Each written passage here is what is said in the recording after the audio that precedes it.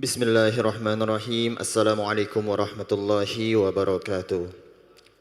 Alhamdulillahi rabbil alamin. Allahumma salli ala sayyidina Muhammad wa ala ali sayyidina Muhammad, amma ba'du.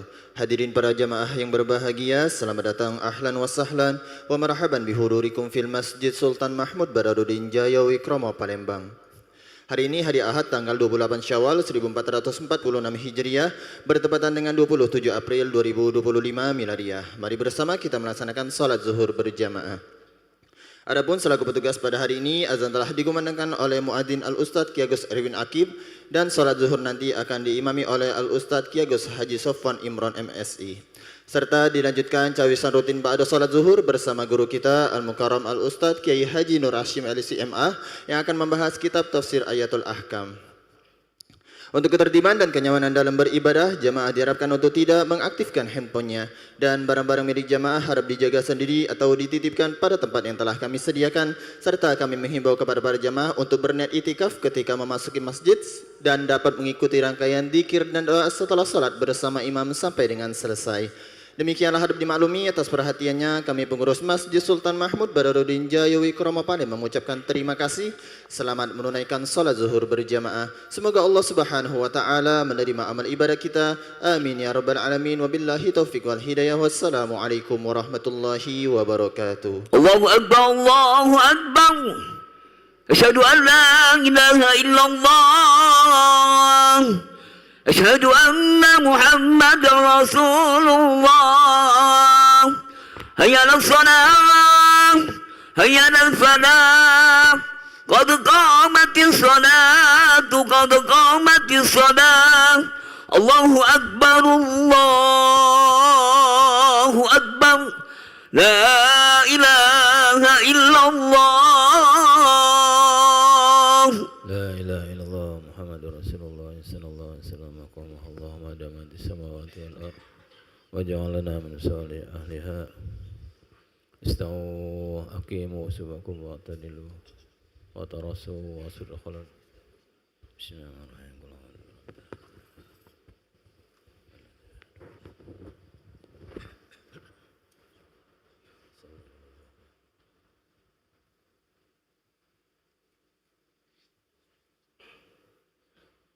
الله أكبر.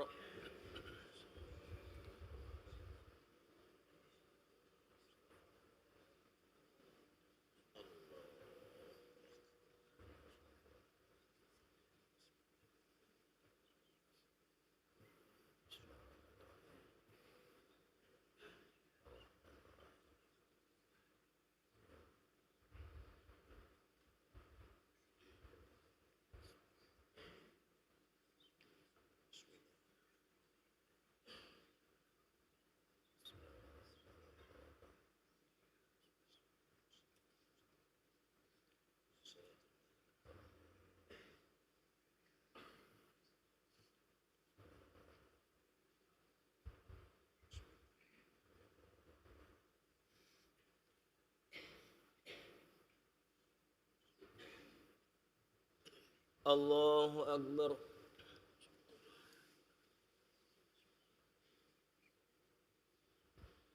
سمع الله لمن حمده. الله أكبر.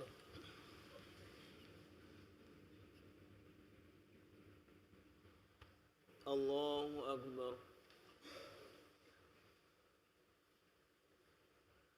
الله أكبر.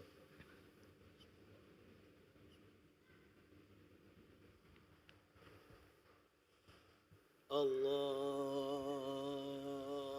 أكبر.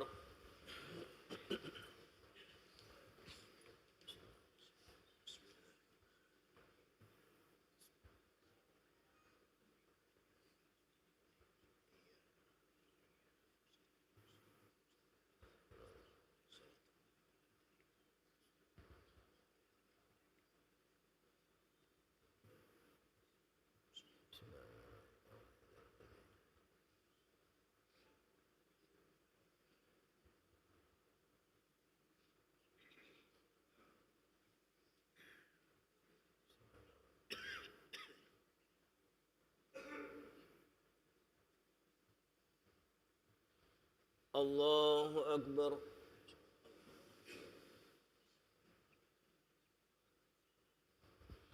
سمع الله لمن حمده. الله أكبر.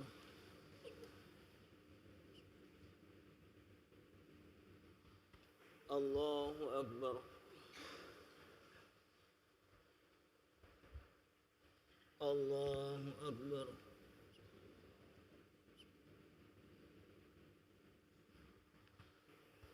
الله أكبر.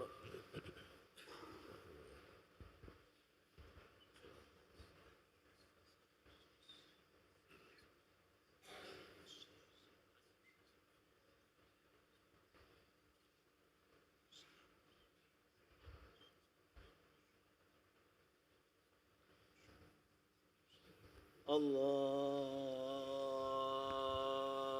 أكبر.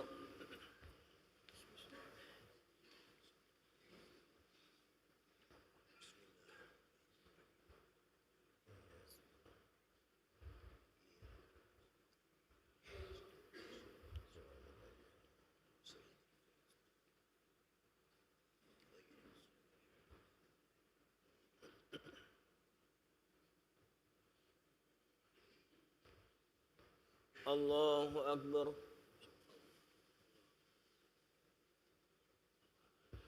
سمع الله لمن حمده. الله أكبر.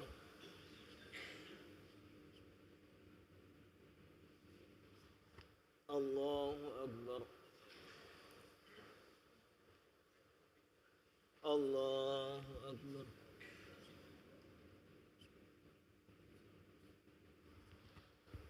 الله أكبر.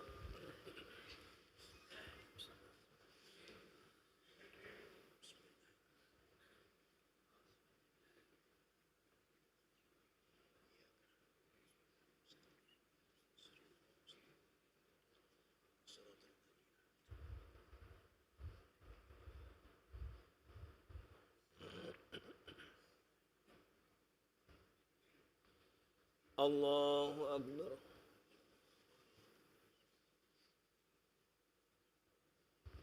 سمع الله لمن حمده. الله أكبر.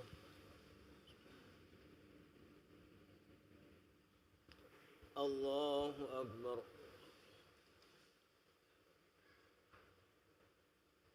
الله أكبر.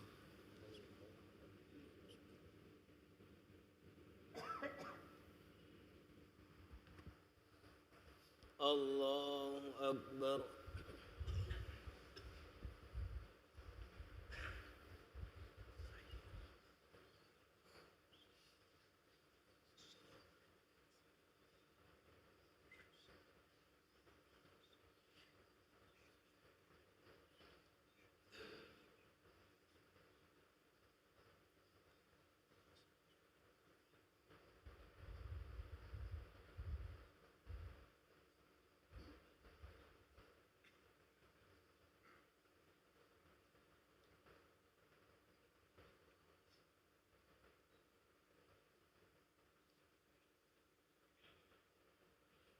Assalamualaikum warahmatullahi.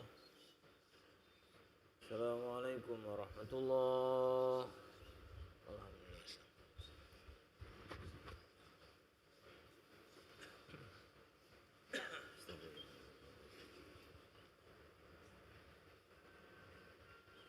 La ilaha illallah wa la syarika lah. Lahul mulku wa lahul hamdu hina wa ala kulli syai'in qadir. La ilaha illallah wa la syarika lah. Lahul mulku wa lahul hamdu hina wa ala kulli syai'in qadir. La ilaha illallah wa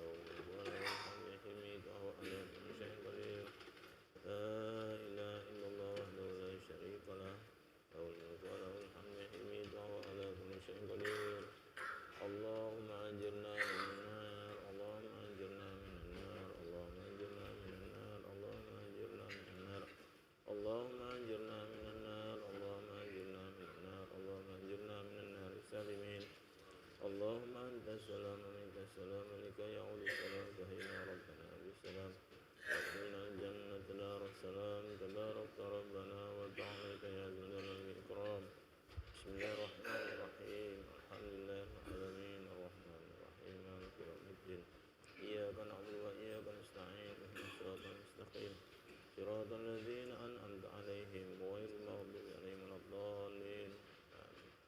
وإلهكم إله واحد لا إله إلا هو الرحمن الرحيم الله لا إله إلا هو الحي القيوم لا تأخذه سنة ولا نوم له ما في السماوات وما في الأرض من ذا الذي يشفع عنده إلا بإذنه يعلم بيده ما خلقهم ولا يحيطون بشيء من علمه إلا ما شاء وسع كرسيه السماوات والأرض وهو العلي العظيم بسم الله الرحمن الرحيم قل هو الله أحد الله الصمد لم يلد ولم يولد ولم يكن له كفوا أحد بسم الله الرحمن الرحيم قل هو الله أحد الله الصمد لم يلد ولم يولد ولم يكن له كفوا أحد بسم الله الرحمن الرحيم قل هو الله أحد الله الصمد لم يلد ولم يولد ولم يكن له كفوا أحد إلهي يا ربي يا ربنا يا معمول سبحان الله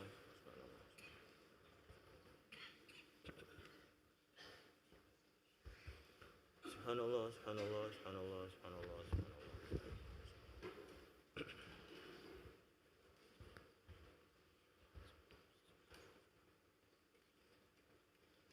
سبحان الله العظيم وبحمده الكريم دائما أبدا الحمد لله الحمد لله الحمد لله الحمد لله الحمد لله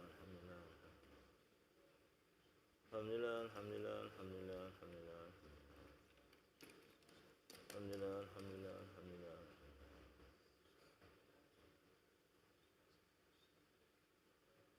الحمد لله الحمد لله الحمد لله الحمد لله رب العالمين على كل حال وفي كل حال وبنعمة الله أكبر الله أكبر الله أكبر الله أكبر الله أكبر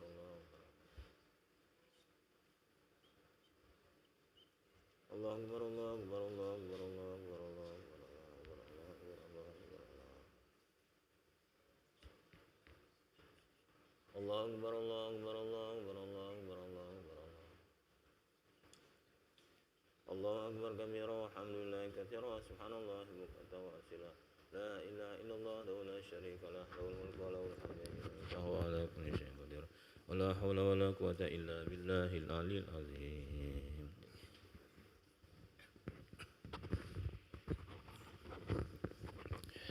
أعوذ بالله من الشيطان الرجيم بسم الله الرحمن الرحيم الحمد لله رب العالمين حمد شاكرين حمدا يوافي نعمك ويكافئ مزيدا يا ربنا لك الحمد كما ينبغي جلال وجهك الكريم وعظيم سلطانك اللهم صل وسلم وبارك على سيدنا محمد وعلى آل سيدنا محمد اللهم لا إله إلا أنت سبحانك بحمدك ربنا ظلمنا أنفسنا فتب علينا إنك أنت التواب الرحيم اللهم لا إله إلا أنت سبحانك بحمدك ربنا ظلمنا أنفسنا فارحمنا فإنك خير الراحمين اللهم يا رحمن يا رحيم اللهم يا رحمن يا رحيم ارحمنا يا الله ارحمنا يا الله ارحمنا رحمة تغني رحمة من سواك يا الله يا رب العالمين اللهم يا غفار اغفر لنا ذنوبنا ولوالدينا وارحمهما كما ربينا صغارا ربنا هب لنا من أزواجنا وذرياتنا قرة أعين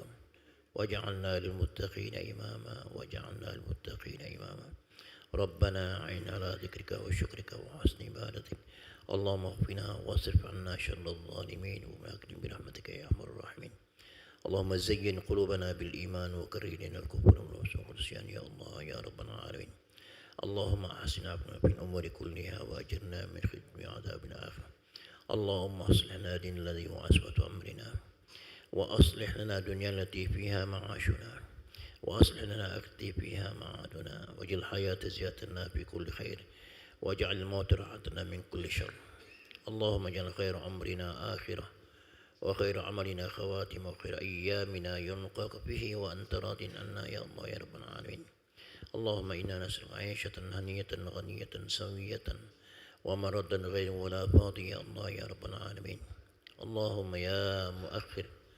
اللهم يا مؤخر أخر حياتنا بحسن خاتمة اللهم هون علينا يا الله في سكرات الموت والنجاة من النار والعفو عند الحساب. ربنا آتنا في الدنيا حسنة وفي الآخرة حسنة وقنا عذاب النار وقنا عذاب النار وقنا عذاب النار. وصلى الله على سيدنا محمد النبي الأمي وعلى آله وصحبه وسلم.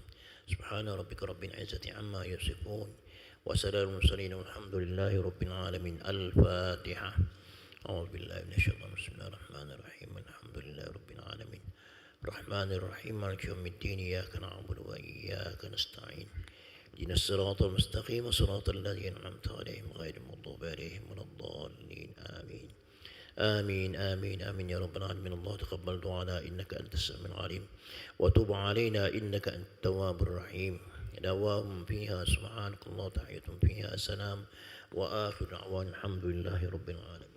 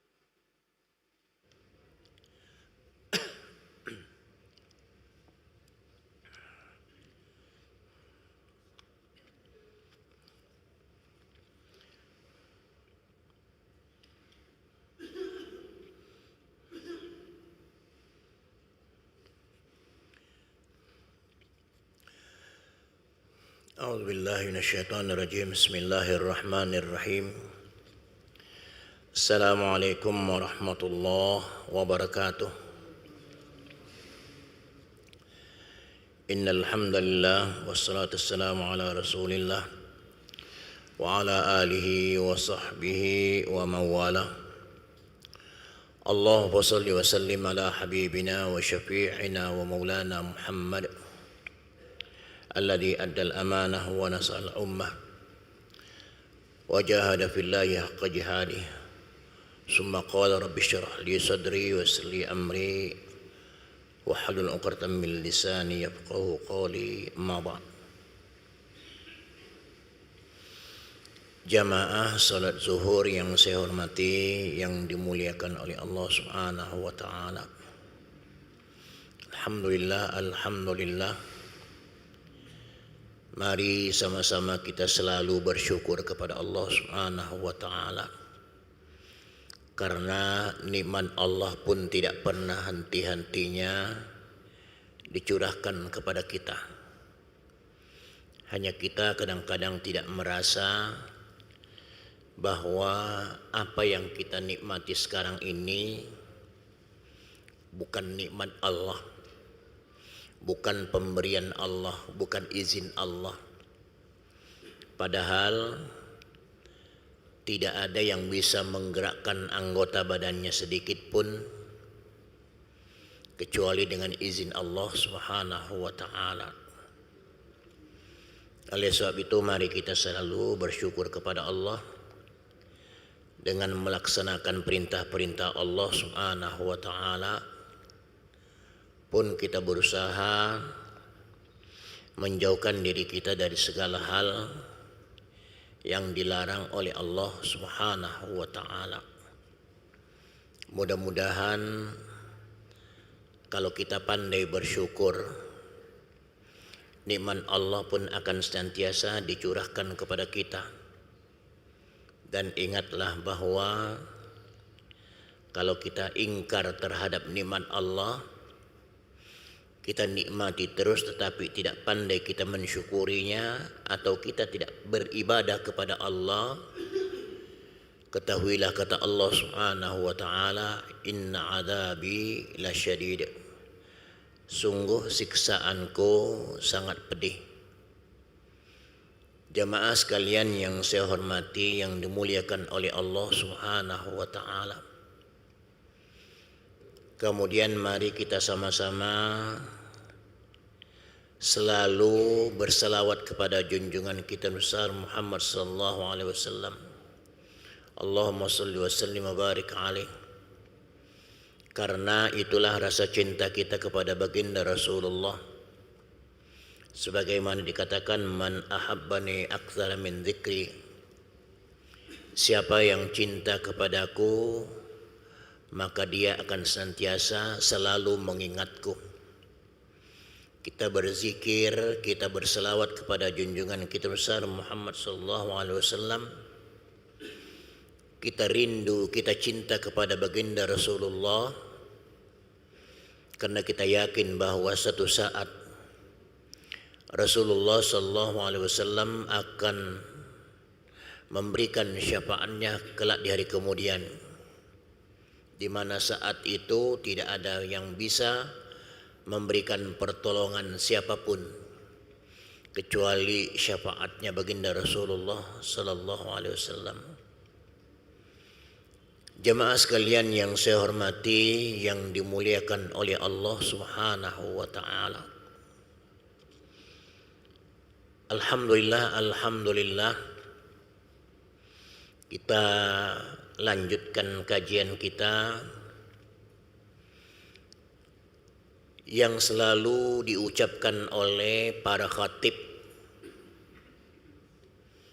yang merupakan salah satu rukun daripada rukun khutbah Jumat, yaitu berwasiat tentang takwa kepada Allah Subhanahu wa taala.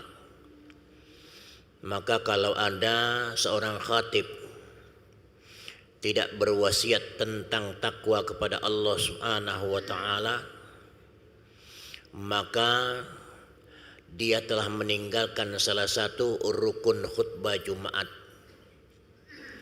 Kalau rukun itu ditinggal, maka kerjaan tersebut atau gawian tersebut tidaklah sah. Sama dengan kalau kita melaksanakan ibadah haji. Jamaah haji harus tahu persis membedakan antara rukun, wajib, dan sunnah. Kalau seorang jamaah haji tidak bisa membedakan mana yang rukun, mana yang wajib, mana yang sunnah, maka kita khawatirkan akan keabsahan haji tersebut. Karena pelaksanaan ibadah haji ada rukun-rukunnya, ada wajib-wajibnya. Yang namanya definisi rukun, apabila dikerjakan tidak benar cara mengerjakannya atau sama sekali tidak dikerjakan, maka tidak sah ibadah tersebut. Sama dengan khutbah tadi, memberikan wasiat tentang takwa kepada Allah merupakan salah satu rukun khutbah. Jadi kalau ada khatib tidak memberikan wasiat tentang bertakwa kepada Allah Subhanahu wa taala, maka gugurlah salah satu rukunnya. Kalau salah satu rukunnya hilang, tidak dikerjakan, maka batallah khutbah tersebut. Kalau batal khutbah tersebut, maka batal pula lah Jumatnya. Begitu juga seorang haji, dia melaksanakan ibadah haji atau melaksanakan umroh. Saya yakin dan percaya banyak jamaah umroh, banyak jamaah haji yang tidak mengerti atau tidak memperhatikan perbedaan antara wajib, rukun, dan sunnat. Saya yakin dan percaya. Jadi kalau umroh yang dilaksanakan atau haji yang dilaksanakan, di sana ada rukunnya, kita mengatakan tadi bahwa rukun itu apabila dikerjakan akan tetapi salah cara mengerjakannya atau sama sekali tidak dikerjakan, maka ibadah tersebut tidak sah. Apa contohnya? Contohnya di dalam rukun umrah. Ya, mudah-mudahan di sini ada yang akan berangkat umrah, bahkan mungkin ada yang nak berangkat haji tahun ini. Insya Allah tahun ini embarkasi Palembang akan memberangkatkan jemaah haji mulai tanggal 3 Mei ini. Tanggal 3 Mei. Jadi masuk asrama tanggal 2 Mei. Terbangnya insya Allah tanggal 3 Mei. Kalau saya sendiri insya Allah akan masuk asrama tanggal 16 Mei dan insya Allah akan terbang tanggal 17 Mei. Jadi mungkin ada beberapa minggu ke depan lagi saya absen dulu mengisi cawisan waktu zuhur ini, karena saya insya Allah tahun ini akan kembali melaksanakan ibadah haji seperti tahun kemarin. Jadi jamaah sekalian, ada rukun umroh. Rukun umroh itu pertama adalah niat, kemudian tawaf, kemudian sa'i, kemudian tahallul, kemudian tertib.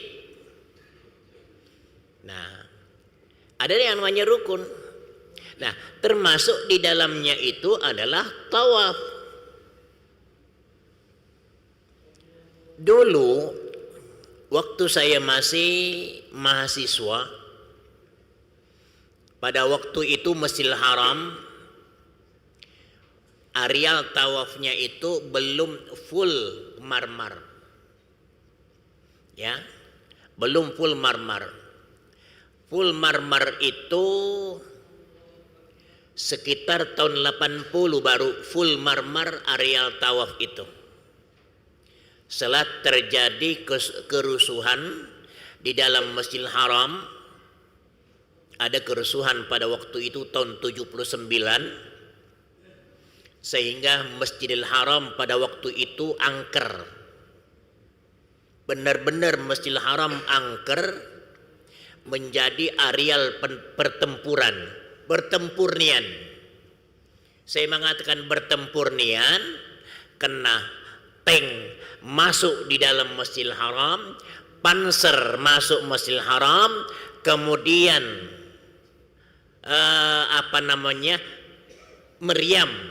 meriam masuk di dalam Masjidil Haram pada waktu itu. Dan saya menyaksikan dengan mata saya sendiri, karena pada waktu itu saya masih ada di Mekah tahun 79. Jadi benar-benar angker Masjidil Haram. Nah, sebelumnya itu, sebelum tahun 79, itu Masjidil Haram itu masih hanya di tengah-tengah baik yang ada marmernya, tempat areal tawaf. Adapun pinggir-pinggirnya itu masih batu kerikil atau kerikil.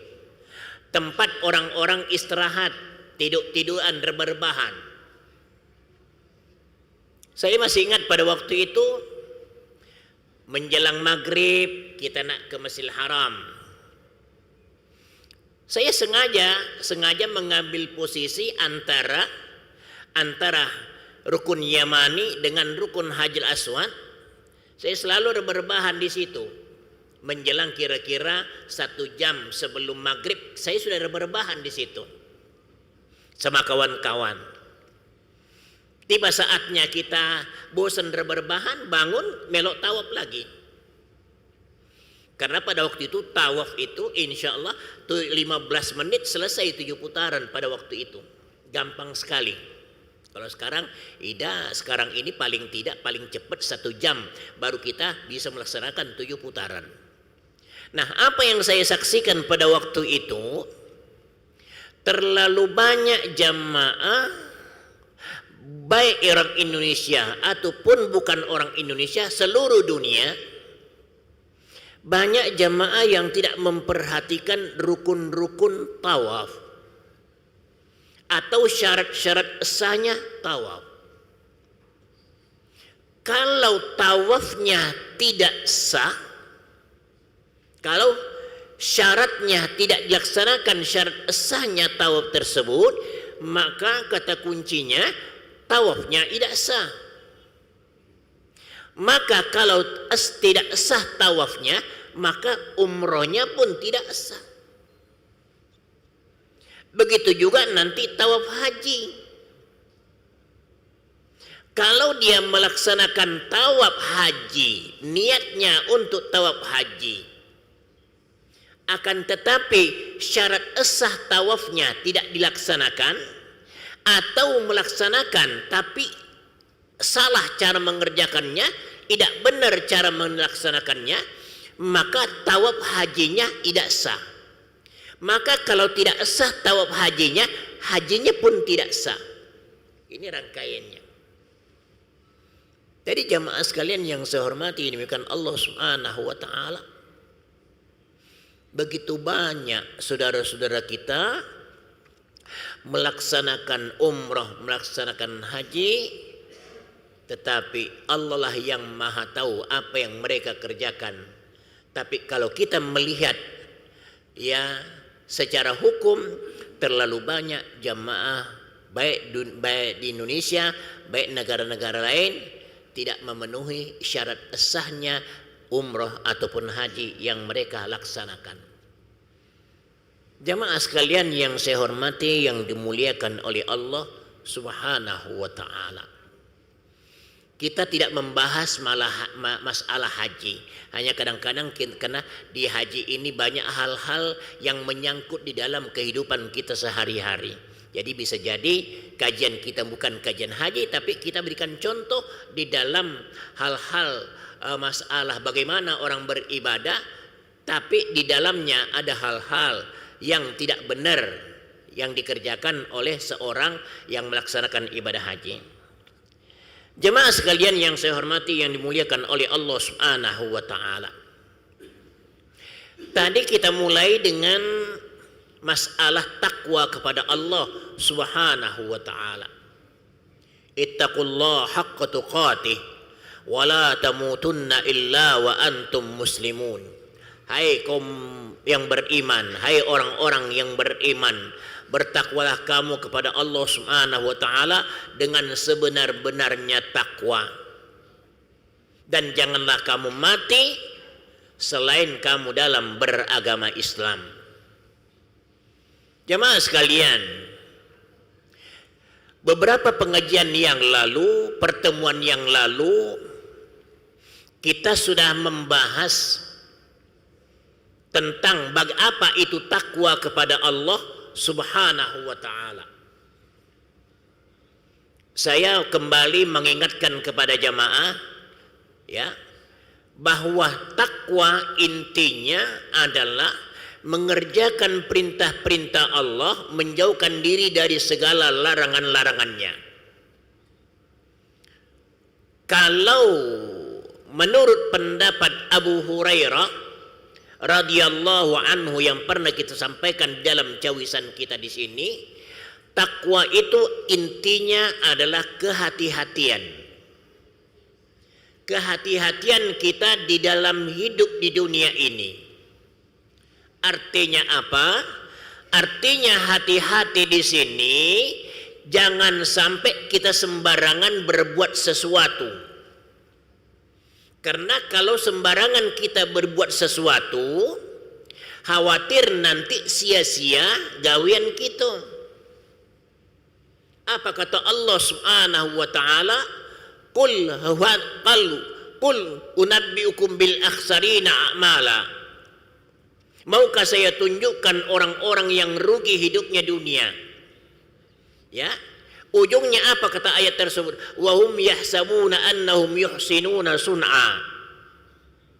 Dia menyangka apa yang dikerjakannya itu benar menurut dia.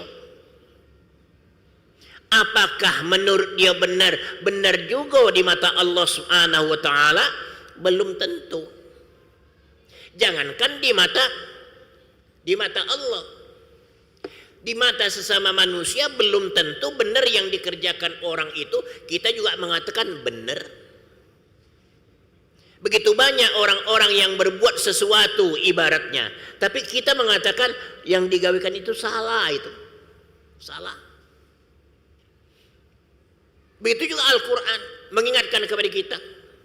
Maukah saya tunjukkan orang-orang yang rugi hidupnya di dunia, yang selalu berbuat sesuatu dianggapnya benar, tetapi tidak benar di sisi Allah Subhanahu wa ta'ala. Nah, kalau kita sudah menganggap demikian, maka kita harus berhati-hati. Ya. Berhati-hati bermuamalah sesama manusia. Berhati-hati di dalam beribadah kepada Allah Subhanahu wa ta'ala.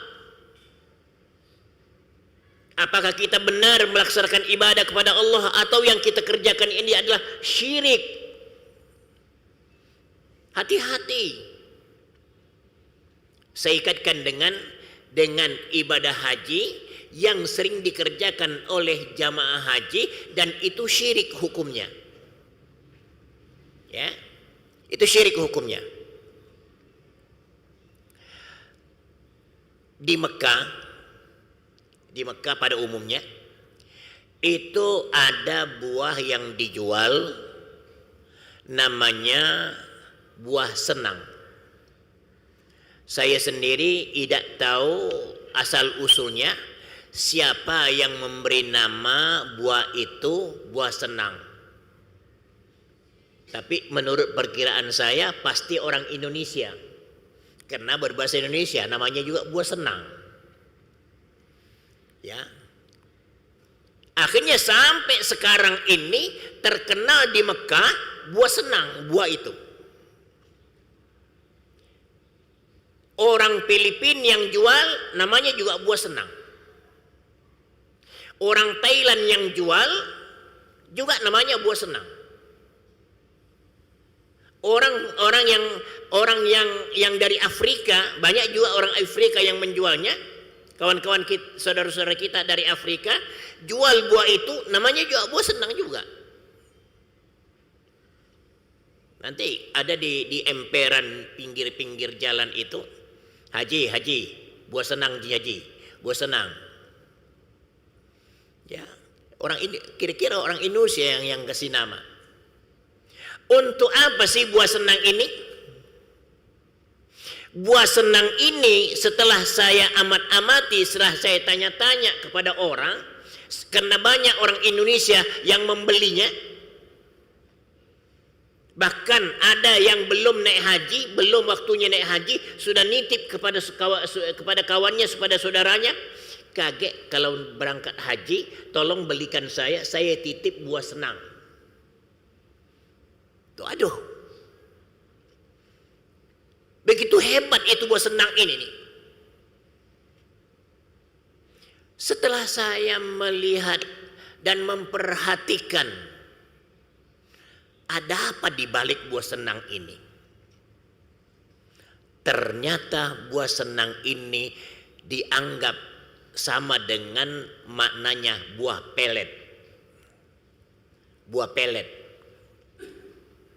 Saya dengar informasinya, menurut keyakinannya, menurut kepercayaannya, kalau orang itu mempunyai buah senang, kalau dia punya warung, taruh buah senang itu dalam laci, kemudian insya Allah warungnya laris. Kira-kira menurut pendapat kita yang mempunyai keyakinan kuat, apakah ini boleh atau tidak? Kalau mengatakan ini boleh, berarti masih dipertanyakan keimanan kita, keyakinan kita. Tapi kalau kita mengatakan tidak, itu haram hukumnya. Karena apa? Syirik, percaya dengan satu buah. Sementara yang memberikan rezeki siapa? Allah Subhanahu wa taala. Lebih baik kita membaca doa pada waktu membuka pintu warung, pakai paling tidak bismillahirrahmanirrahim. Ya Allah, kita mohon kepada Allah Subhanahu wa taala, bukakan rezekimu yang banyak ya Allah. Kan begitu. Itu kan lebih baik kita memohon kepada Allah daripada naruh di laci buah senang. Siapa yang mau berangkat tahun ini? Itu nanti di Mekah ada buah kayak kelapo yang tidak jadi. Kelapo yang tidak jadi, besarnya itu kepalan ini. Warnanya coklat mengkilat. Ya kayak kulit kelapo yang mengkilat itu, yang warna coklat, tapi nyampak sudah. Ya. Ada yang menjualnya 5 rial siko, ada yang menjualnya 10 rial siko, ada yang menjual 10 rial. Ya, tergantung penjualnya dan tergantung si pembelinya. Kalau pembelinya menawar, mungkin dapat 10 rial. Kalau tidak nawar lagi, mungkin karena dia tertarik dengan buah senang, mungkin dia mengatakan 10 rial siko, sudah beli baik 10 rial siko. Ya. Jemaah sekalian, tapi ini syirik. Syirik kepada Allah Subhanahu wa taala, lebih percaya buah senang ini daripada dia bertawakal kepada Allah Subhanahu wa taala. Inilah yang namanya kehati-hatian. Ya. Makanya di sini timbul dikatakan kaifa takunu taqiyan. Bagaimana seharusnya kita bertakwa kepada Allah Subhanahu wa taala? Apa katanya? An tuhibballaha aktsar min ayyi syai'in. Bagaimana bertakwa kepada Allah Subhanahu wa taala? Jawabannya, hendaklah kau mencintai Allah Subhanahu wa taala dibandingkan dengan yang lainnya. Dahulukan Allah Subhanahu wa taala. Kembali kepada cerita imam pada saat itu yang diadukan bahwa disebut dengan imam kulhu. Mungkin pernah saya cerita di sini, ada di zaman dahulu namanya imam kulhu. Mengapa disebut dengan imam kulhu? Sepanjang dia menjadi imam tidak ada ayat yang dibaca kecuali kulhu. Subuh kulhu, zuhur kulhu, maghrib kulhu, isya kulhu. Rakaat pertama kulhu, rakaat kedua kulhu. Seakan-akan tak katik lagi ayat yang lain kecuali kulhu. Akhirnya masyarakat bosan mendengar kulhu. Akhirnya dilaporkan. Ya, dilaporkan kepada baginda Rasulullah sallallahu alaihi wasallam, ya Rasulullah, ada imam di sana di kampung itu ya Rasulullah. Kami tak suka sama dia. Ngapo? Katik bacaannya kecuali kulhu. Dipanggil. Panggil orang tersebut. Menurut pengaduan masyarakat di situ, kamu itu membaca kulhu terus-terusan dalam menjadi imam. Benar ya Rasulullah. Ngapo? Apa nak katik hafalan yang lain kecuali kulhu? Aduh ya Rasulullah. Tapi ngapo? Apa kata orang tersebut? Dan Rasulullah SAW membenarkan orang itu. Apa katanya? Ya Rasulullah, memang saya setiap sholat kulhu yang saya baca. Mengapa? Kata Rasulullah, saya senang pada saat saya membaca Qul huwallahu ahad, hati saya lebih tenang. Allah itu esa. Saya tidak mau percaya kepada yang lainnya, kepada Allah. Kemudian tiba saatnya saya membaca Allahus Samad, tempatnya kita bergantung. Tidak bergantung kepada yang lain. Tidak bergantung kepada manusia. Tidak bergantung kepada jabatan, tidak bergantung kepada sesama manusia. Kan zaman sekarang kan banyak manusia bergantung kepada manusia. Seakan-akan yang menentukan nasibnya itu adalah manusia. Itulah zaman sekarang, manusia menyembah manusia. Memang hakikatnya tidak sujud kepada manusia, tapi seakan-akan hidupnya tergantung kepada manusia. Kalau dia tidak didukung sama dia, tidak pacak ngapo-ngapo. Maka dia menghambakan dirinya kepada manusia. Apapun yang dikatakan manusia itu benarlah galu-galu. Maaf, andai kata disuruh masuk comberan juga. Saking tunduknya kepada manusia. Padahal manusia itu apa? Manusia itu tidak punya apa-apa. Ya, hakikatnya manusia itu tidak kata apa-apanya. Mengapa kamu tunduk kepada manusia? Makanya imam tadi mengatakan, kalau saya membaca Allahus Samad, hilang galau-galau. Saya tidak takut kepada manusia. Kamu nak angkat saya jadi imam diatur, tidak kamu angkat saya sebagai imam tak ngapa-ngapa. Kamu nak angkat saya sebagai penceramah, alhamdulillah. Kamu tidak angkat saya sebagai penceramah tak ngapa-ngapa juga. Kamu angkat saya jadi ketua RT, terima kasih. Tidak kamu angkat saya jadi RT tak ngapa-ngapa juga. Kan orang menyembah manusia kadang-kadang begini. Menyembah manusia, mudah-mudahan nanti kalau jadi aku diangkat ini, kan begitu. Jadi apapun yang digawekan orang itu seakan-akan benar galu-galu. Supaya dia apa? Supaya nanti dia jadi. Lumayan. Kalau dia jadi nanti, saya diangkat jadi apa kita? Atau diberi jabatan komisaris kayak. Diangkat jadi apa kek? Lumayan. Tapi jemaah sekalian, apalah arti yang demikian itu? Ada di sini dikatakan, ij'al mahabbataka li fa inna masirakum ilayya. Kata Ibrahim bin Adham,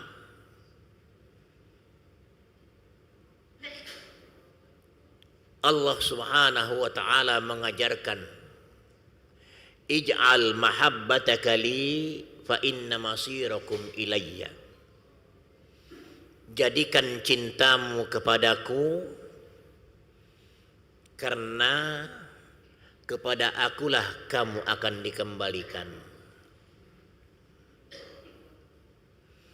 Jadi kalau manusia terlalu cinta kepada seorang manusia, manusia yang kita cintai itu akan hilang jabatannya satu saat.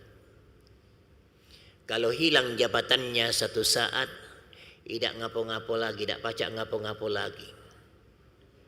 Kita minta bantuan sama dia, tidak pacak lagi membantu. Iya. Seakan-akan sama dengan status iblis di dunia ini. Kita melok sama iblis. Tidak sadar kita disuruh iblis begini. Padahal ini tiba saatnya, nanti kelak di hari kemudian kita minta tolong sama iblis. Tolong dong saya begini. Apa kata iblis nantinya? Saya tidak pacak nolong kamu. Dulu saya hanya ngajak baca itu, tapi kamu galak juga. Galak niat. Tapi sekarang aku tidak pacak, karena aku juga sama dengan posisi kalian. Aku juga terjepit, kamu juga terjepit. Andai kata aku pacak menolong, mendapatkan kebebasan, saya juga akan membantu kamu. Tapi saya tidak pacak bebas. Karena ini pengadilan Allah subhanahu wa ta'ala. Alaihissallahu biahkamil hakimin. Bukanlah pengadilan yang sehebat-hebatnya, itu adalah pengadilan Allah subhanahu wa ta'ala. Kalau pengadilan dunia masih bisa kita mengatakan A menjadi B, B menjadi C, dan seterusnya. Tapi kalau pengadilan Allah subhanahu wa ta'ala, tidak ada yang A menjadi B, B menjadi C. Kalau A itulah. Jadi jamaah sekalian yang saya hormati, yang dimuliakan oleh Allah subhanahu wa ta'ala, jadilah orang-orang yang mencintai Allah subhanahu wa ta'ala, karena yakin bahwa kita semuanya akan kembali kepada Allah subhanahu wa ta'ala. Itulah yang namanya takwa kepada Allah subhanahu wa ta'ala. Jangan kita main-main dengan takwa, jangan sampai kita tergoyang dengan takwa. Kalau goyang dengan takwa, kita akan binasa, kita akan rugi. Karena semuanya kita akan kembali kepada Allah subhanahu wa ta'ala. Yang kedua, kaifa takunu taqiyan. Bagaimana bisa menjadi orang-orang yang bertakwa kepada Allah subhanahu wa ta'ala? Antas tash'ura muraqabatallahi daiman. Ini juga isinya sama dengan yang dikatakan Imam Bukhari, bahwa inilah yang namanya kehati-hatian. Apa dia yang disebutkan di sini? Antas tash'ura muraqabatullahi daiman. Kamu senantiasa mempunyai perasaan dipantau oleh Allah subhanahu wa ta'ala selama-lamanya. Kalau kita punya perasaan dipantau oleh Allah subhanahu wa ta'ala, tidak akan kita berbuat sesuatu yang menyeleweng. Karena setiap gerak kita dilihat oleh Allah Subhanahu wa taala. Itulah yang disebut antastash'ura muraqabatallahi daiman. Kamu merasa bahwa senantiasa kamu diawasi oleh Allah Subhanahu wa taala. Kalau bahasa kita, dimanapun kita berada, di situ ada CCTV Allah Subhanahu wa taala. Kalau itu sudah ada perasaan itu sama kita, kita termasuk salah satu orang-orang yang mempunyai sifat takwa kepada Allah Subhanahu wa taala. Yang pernah saya ceritakan di dalam majlis ini atau cawisan ini, saya ingatkan kembali, dulu ada kisah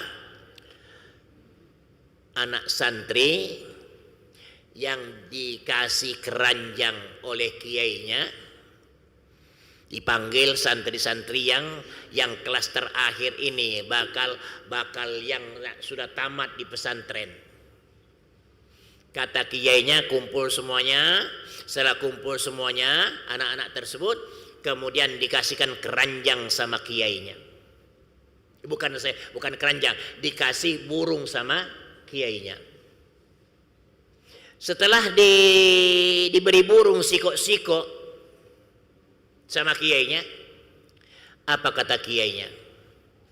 Kiai minta, tolong sembelih ini burung atau sembelih ini ayam, tapi dengan satu keyakinan bahwa tidak ada yang melihat kamu. Oke. Diambillah burung tersebut atau ayam tersebut oleh setiap santri, pergilah. Pokoknya dia berusaha menyembelih, tidak ada yang melihatnya. Ada yang pergi ke hutan, ada yang pergi ke mana, pergi ke sana, mencari tempat yang sepi yang kira-kira tidak ada yang melihatnya. Setelah mereka laksanakan penyembelihan tersebut, balik lagi menuju kiainya masing-masing. Kiainya yang menyuruh tadi. Tanya, panggil satu-satu. Mana ayam kamu yang sembelih? Ini kiai. Di mana kamu sembelih? Di hutan kiai. Panggil sikoknya lagi. Mana ayam yang kamu tadi? Ini kiai, sudah kamu sembelih, sudah. Di mana kamu sembelih? Di sini. Walhasil semuanya menyembelih. Ada sikok dipanggil, santri dipanggil. Burungnya ataupun ayamnya masih hidup. Kata kiai, nah, ngapa kamu tidak sembelih? Kamu yang belum kamu sembelih, yang lainnya sudah sembelih kalau. Ngapa tidak kau sembelih? Apa kata santri tersebut? Kiai, maaf, saya belum sembelih memang, karena saya memegang omongan kiai. Apa omongan kiai? Sembelilah burung tersebut atau ayam tersebut dengan suatu keyakinan bahwa tidak ada yang melihat kamu. Tapi setelah saya perhatikan kiai, dimanapun saya berada, di situ ada yang melihat saya. Dimanapun saya menyembelihnya, bahkan andai kata di tempat yang gelap, di gudang yang gelap, tidak ada orang sedikit, satu orang pun, tapi saya yakin ada yang melihat saya. Siapa yang melihat kamu? Adalah Allah Subhanahu wa taala. Baru kata kiainya, hanya sikok yang lulus. Inilah yang lulus akidahnya, inilah yang lulus keyakinannya. Yang lainnya belum lulus. Kalau ini dipakai oleh masyarakat kita, pejabat kita, tidak ada yang maling. Tidak ada orang yang mengurangi timbangannya. Tidak ada yang mengukur kain dikurangi ukurannya. Karena ngapa? Dia selalu mengatakan bahwa kalau saya kurangi timbangan, ada yang melihat, Allah yang tahu. Ya. Kalau saya mengukur kain yang dijual 1 meter, 2 meter, 3 meter, 10 meter, kalau saya kurangi, pasti nanti Allah yang tahu. Dan ini di masyarakat kita terjadi, tak? Wih, terjadi. yang kurang se-on, kurang 2 on, kurang 2 senti, kurang 3 senti di dalam ukuran. Dan ini sering terjadi di masyarakat kita. Bahkan kadang-kadang kawan kita ada yang berpesan, "Tidak usah kau beli di situ. Tidak usah kau beli di situ. Orangnya curang." Dan saya pakai omongan itu, saya sendiri pakai. Pernah saya suatu ketika beli buah lengkeng. Memang buah lengkeng yang di pasaran itu agak berbeda dengan di tempat itu. Jauh lebih murah. Akhirnya saya coba-coba belilah dengan harga dengan 3 kilo. Saya beli lengkeng 3 kilo. Tapi pas waktu saya tenteng, ngapa ringannya nih? Tapi saya dah galak protes. Tapi perasaan saya kok kurang ini ya. Sudah, memang harganya murah kok. Ya. Sampai di rumah, sebelum sampai di rumah ada warung di situ. Ada warung numpang timbang. Benar. Ya. Tidak sampai 2,5 kilo. Tidak sampai 2,5 kilo. Yang saya beli 3 kilo. Kata orang memang jangan beli di situ. Kayak kita nak coba-coba baik.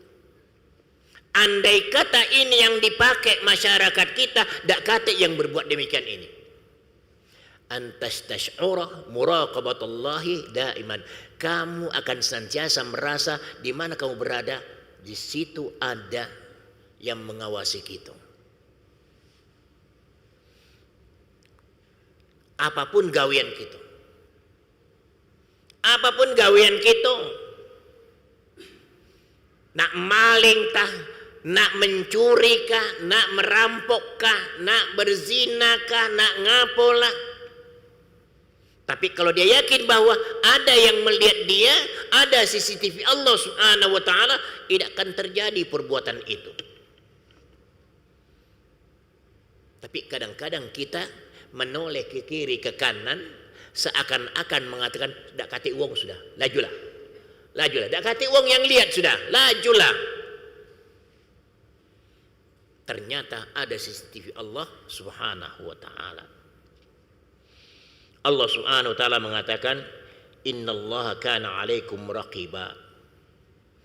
Ini membuktikan bahwa Allah Subhanahu wa taala kita senantiasa dipantau oleh Allah Subhanahu wa taala. Di ayat yang lain, "Inna rabbi 'ala kulli syai'in hafiz." Sungguhnya Tuhanku itu maha menjaga segala sesuatunya. Kita dijaga selalu, dia dipantau oleh Allah Subhanahu wa taala. Ya. Kita sholat, kita berzikir. Ya. Pernah saya mengatakan ada imam, ada ulama di Mekah mengatakan bahwa Indonesia banyak yang kadzab. Apa itu kadzab? Pembohong. Itu ulama Saudi mengatakan banyak jamaah haji Indonesia kadzab, pembohong. Ya. Setelah dia mengatakan begitu, ada yang bertanya, ngapo kok jamaah haji Indonesia banyak pembohong?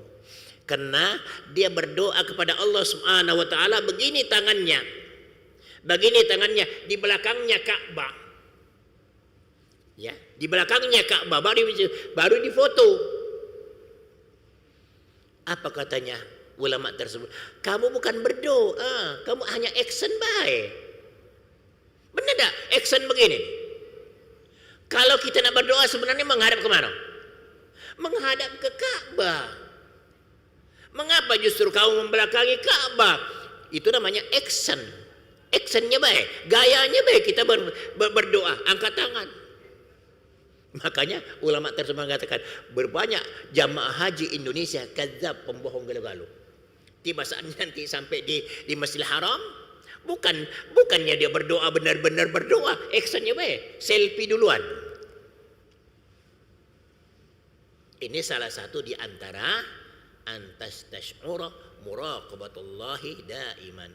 Kita merasa ya, merasa diawasi oleh Allah Subhanahu wa taala, sehingga apa yang kita kerjakan ini seakan-akan tidak mendatangkan manfaat sama sekali, bahkan kita dianggap orang-orang yang lalai di dalam berbuat sesuatu. Jamaah sekalian yang saya hormati, ini demikian Allah Subhanahu wa taala. Masih ada beberapa poin yang harus kita bahas. Waktunya sudah agak mepet sedikit. Ya, mungkin jamaah sekalian sudah istirahat dulu, dan insya Allah kita sambung lagi di pertemuan kita yang akan datang. Insya Allah kita masih bertemu di beberapa minggu ke depan sebelum saya berangkat menunaikan ibadah haji tahun ini. Mari sama-sama kita berdoa kepada Allah Subhanahu wa taala, mudah-mudahan pertemuan kita ini diberkahi oleh Allah, dan mudah-mudahan ilmu yang kita dapatkan ini walaupun sangat sedikit tapi mudah-mudahan bermanfaat bagi kita semuanya. Amin ya rabbal alamin. Wa dzakir fa inna dzikra tanfa'ul mu'minin. Berikan peringatan, sesungguhnya peringatan itu sangatlah bermanfaat yang merasa dirinya beriman kepada Allah Subhanahu wa taala. A'udzu billahi minasyaitonir bismillahirrahmanirrahim. Alhamdulillahi rabbil alamin wassalatu wassalamu ala asyrofil mursalin wa ala alihi wa sahbihi ajma'in. Allahumma anfa'na bima 'allamtana wa 'allimna ma yanfa'una warzuqna ilman yanfa'una. Allah faqihna fi ilmika, Allah faqihna fi kalamika al-azim, wahdina subul salam binurkal haqqi ya Allah ya rabbal alamin. Allahumma ja'al jam'ana hadha jam'an marhuma wa tafarruqana min ba'di tafarruqan ma'suma. Rabbana atina fid dunya hasanah wa fil akhirati hasanah wa qina adzabannar wa qina adzabannar wa qina adzabannar. Walhamdulillahi rabbil alamin. Terima kasih segala perhatiannya, mohon maaf segala kekurangan. Billahi taufiq hidayah. Wassalamualaikum warahmatullahi wabarakatuh.